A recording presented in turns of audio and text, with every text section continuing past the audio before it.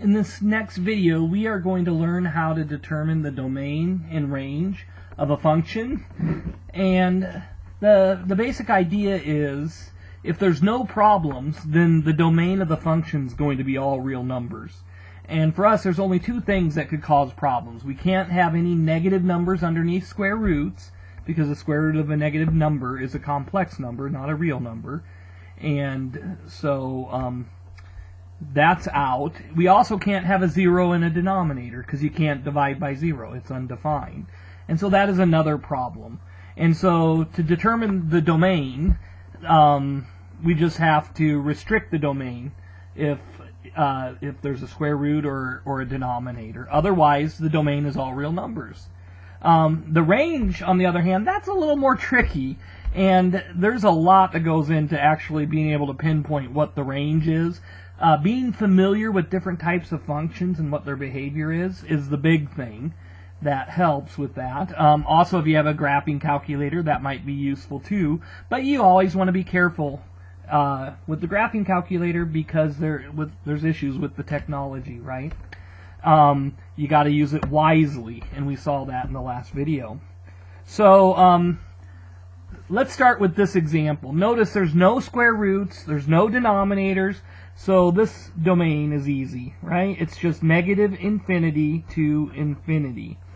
Okay, this is interval notation, okay? And so if it's all real numbers, you do negative infinity to infinity, okay?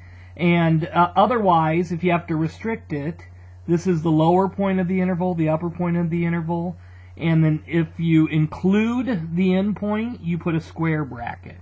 So we'll see that in a minute, but hopefully that's a review, that interval notation. So what about the range? Okay, well, this is a quadratic equation that has a negative square root, so it's going to have a maximum value.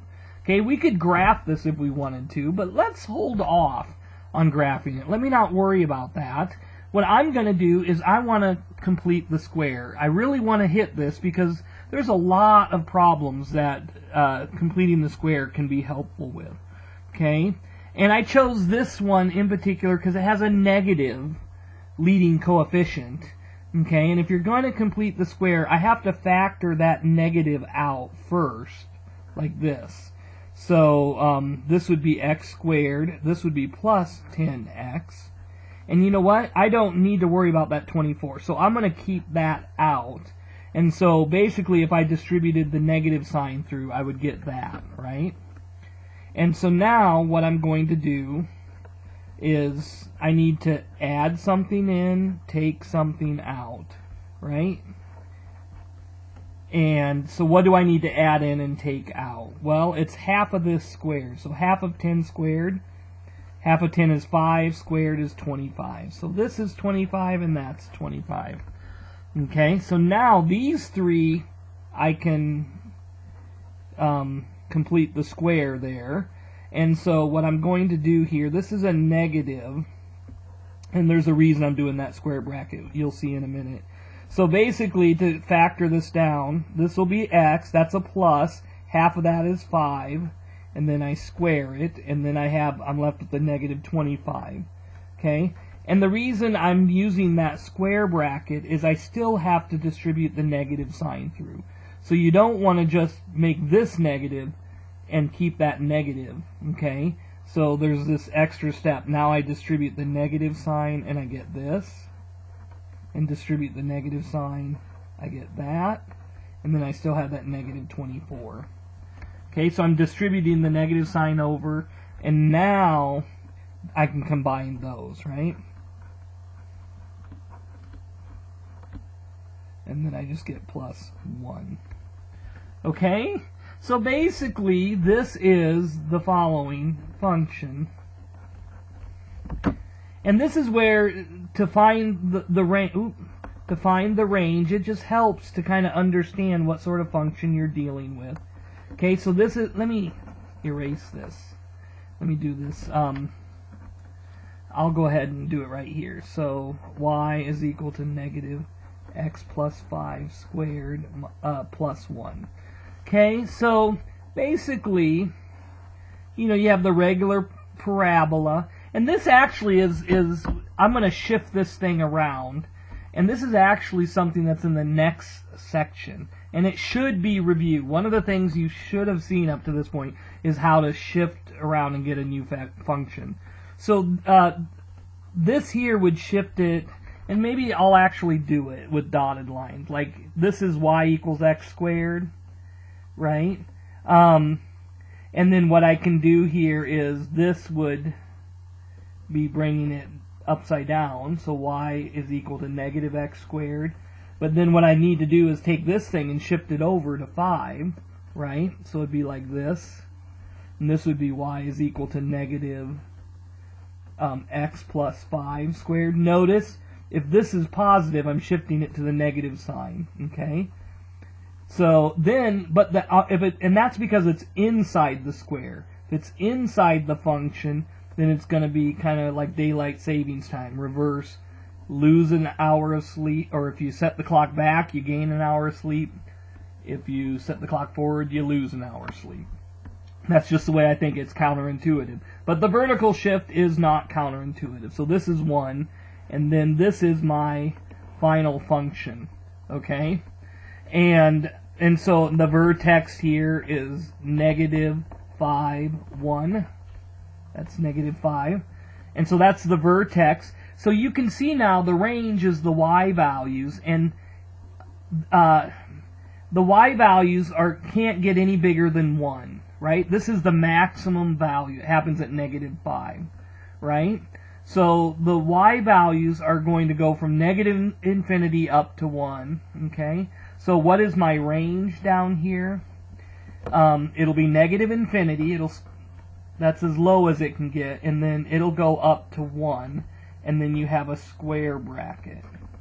And so it looks like that, okay? So from negative infinity up to 1 would be the range. So these are the x values, negative infinity to infinity. Those are the y values, okay? So now let's try another one. And we've already done some work on this quadratic equation, okay, using all that stuff. So let me use it again, but now what I want to do is I want to put it underneath a square root, okay? So I get like f of x is equal to the square root of negative x squared minus 10x minus 24. So let's say you have something like that. That's very strange, okay? One thing is we do know that a square root function, it's like a parabola on its side. It's like half of the parabola on its side, right? So like a regular square root function would have, it doesn't have domain negative infinity to infinity anymore because you can't put in any negative numbers, right? So it would go from 0 to infinity. You could include 0, that it includes that point, and then it goes on up to infinity. And then the range here is also goes from 0 to infinity. 0 to infinity. And that's just a regular square root, okay? But this is really bizarro, having that but having that under there is not something we're really that used to, okay? So here's what you do. We're going to have to restrict the domain. How do we need to restrict it? Well, whatever is underneath the radical has to be greater than 0. Greater than or equal to 0. It cannot be negative. So what you're asking here is, when is this expression greater than or equal to 0? That's what you're asking. Okay? Now, it's not like a regular inequality where you move everything to the other side. Okay? Here's what I would do is I would just look at the graph of that. Okay, and we've already done that. This thing goes to negative 5, 1, right? And it goes like this. It's face down. And so basically there's two numbers here. Okay, and that's when the function's equal to 0. Those are actually the roots. Okay, so I could use the quadratic equation to find those. So let's go ahead and do that. I want to find those 2 points. So let's use the quadratic equation. So I'm going to do the opposite of b, so the opposite of negative 10 plus or minus negative 10 squared minus 4ac,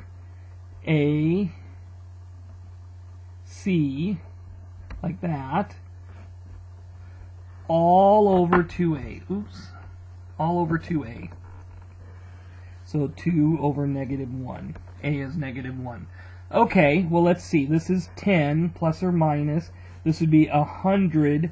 And then these are negative, right? So 4 times 24 is what? 40. 4 times 24 would be 96. So this is like minus 96 because there's 3 negatives, right? All over negative 2. And so then I get like, what, 10 plus or minus the square root of 4. That's nice, over negative 2. So this is really 10 plus or minus 2 over negative 2. And so I could write this negative 5 plus or minus, well, this would be negative 1, but with the plus or minus I could just write 1, right? So in other words, one of them would be negative 5 plus 1 is negative 4, negative 5 minus 1 is negative 6. So it ends up that these here, these ordered pairs are, this is negative 6, 0, and this ordered pair over here is negative 4, 0. Right? That's where these are in the equation. So it looks like this thing, when is it greater than 0? From negative 6 to negative 4. So it's the graph that's telling me when it's greater than 0. Right? This is y equals to this. And when is y greater than 0? When it's above the x-axis. Right? That's when it's greater. When it's below, it's negative. So in this case, I'm going to have to restrict my domain from negative 6 to negative 4. And it can include those because it can be 0. So I have square brackets on both of those. So the domain is negative 6 to negative 4. Now, where is the range? Well, one thing, this is the maximum value of the function, right? This is the maximum value of what's underneath here. So the square root of that maximum value is the maximum value over here. So I can plug in negative 5 here and then take the square root, and that would give me this maximum value. Okay? I could use my calculator and find the maximum. Like I could type this thing in and find the maximum. And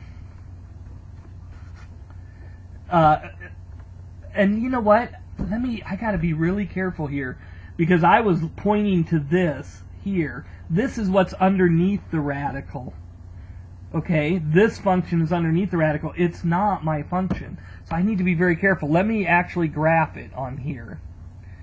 So square root of negative x squared minus 10x minus 24. And so I'm going to do just a standard window first to see what it looks like. Okay, boy, it doesn't look like much. There it is, negative 4 to negative 6.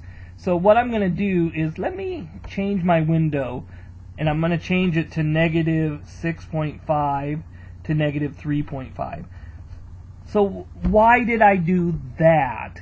It's because that whole thing was just right over that little bit in the corner. Okay? And so I'm going to go over there, and then this thing certainly doesn't need to go from negative 10 to 10. It was all above the axis. So my min could be 0. And the max, if I go up to 5, that would be plenty big. Okay. So it looks like this. See that? And let me actually, I want to see the axis. So I'm going to go back to my window, and I'll make my y min negative 1.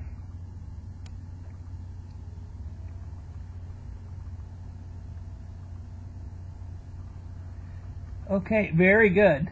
This actually shows up on here. So it goes like this.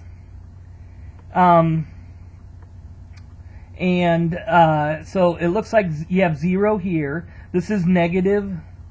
This would be negative 6. This would be negative 4. That's when there's 0. That's when the quadratic equation is 0. So the square root of 0 would be 0. So it goes from 0 up to this point in the center. So what I could do here is I could do my second calc and find that maximum value and find out what that is, right? And actually I don't even need to, well, I'll explain. I'm going to go over, yeah, we'll use this over and then, and it's 1, so that actually goes up to 1, okay? And the reason I didn't need that is the maximum value underneath is at negative 5, and the maximum value is 1, and so the square root of 1 is 1. And so that, what that means here is this range is just goes from 0, and it includes the 0, and it goes to 1, and it includes the 1. Okay? And so that's the range. Now, I was playing around with this. You have to be really careful with technology, because let me just change something here in my thing. Let me change that 24 to maybe 23, and then let me graph it.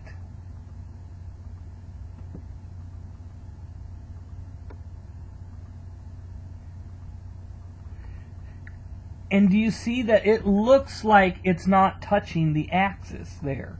It looks like maybe it begins up a little bit. So I could even go to Z standard, maybe. And you look at that, and yeah, that does not look like it's touching the axis. And you zoom in on it, and there's going to be a space between that and the axis. And it's hard to describe why, but the point is, when it plots these points, it's taking the x values, but it can't take every x value, okay? And so it's skipping. It's maybe going, 0, 0.1, 0.2, 0.3, 0.4. Maybe it's going up like that, and it's plotting just those points.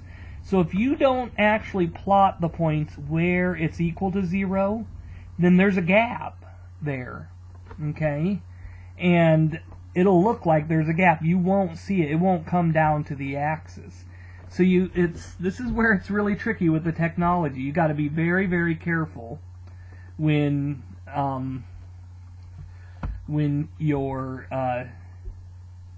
you're doing this. So finding the range on some of these can be harder. I want to go to the Z box and show you one more thing. I'm going to zoom in on that a little bit.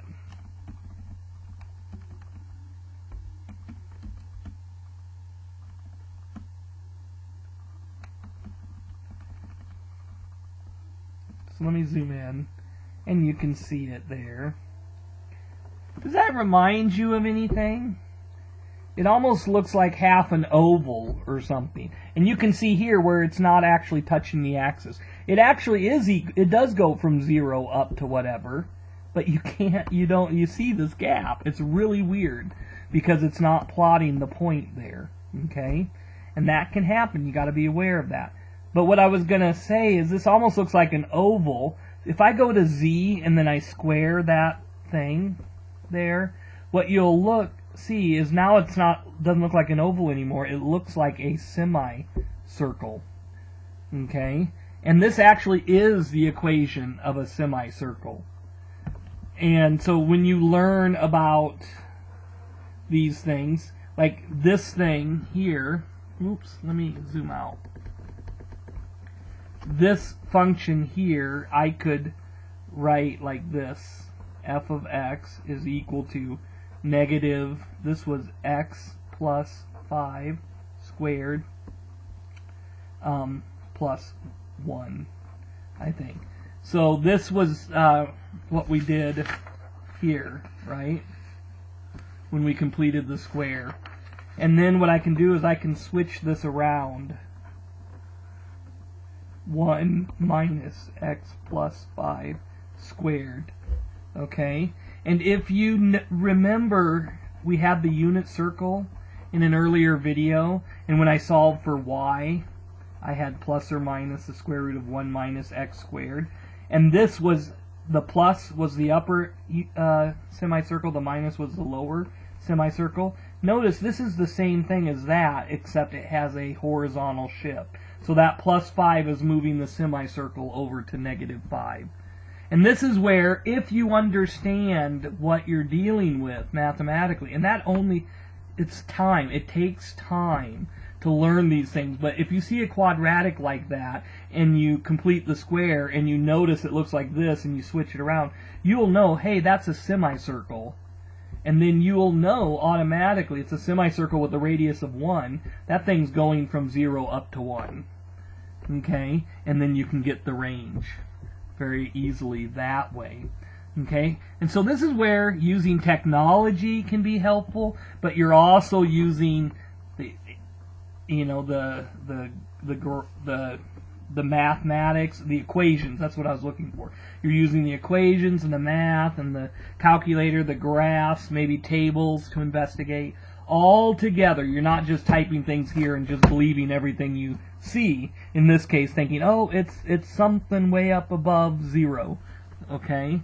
Because that's not what it is. And you can see it really does not come down to the axis there. Even though... So that's... important lessons here, right? Not trivial stuff. So there will be helps on the homework. As you do these are similar to the ones that are on the homework, and there will be helps too, okay?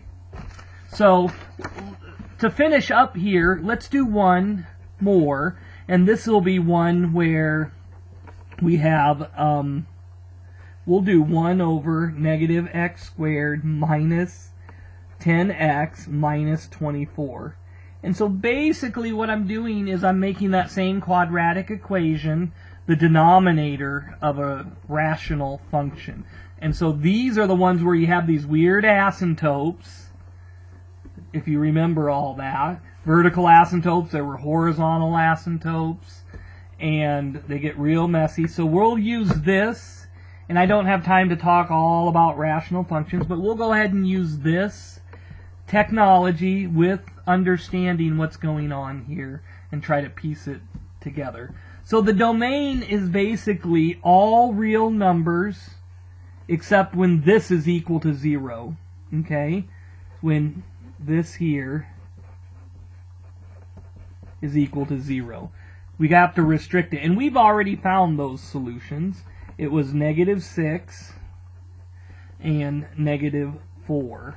Okay, so the way I would write my domain, it cannot equal 0. So it's negative infinity up to negative 6, and this is a curved bracket because I got to leave 6 out of that interval.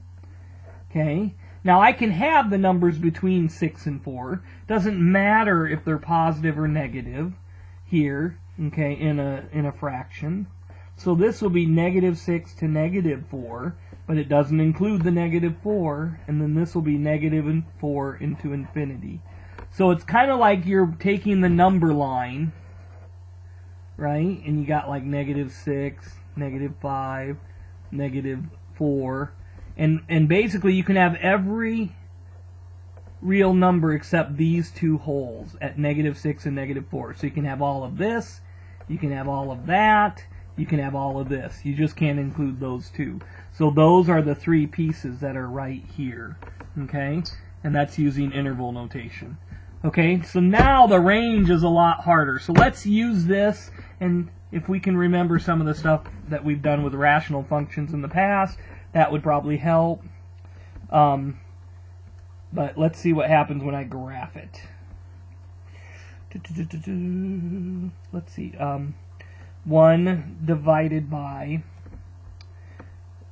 negative x squared minus 10x minus 24.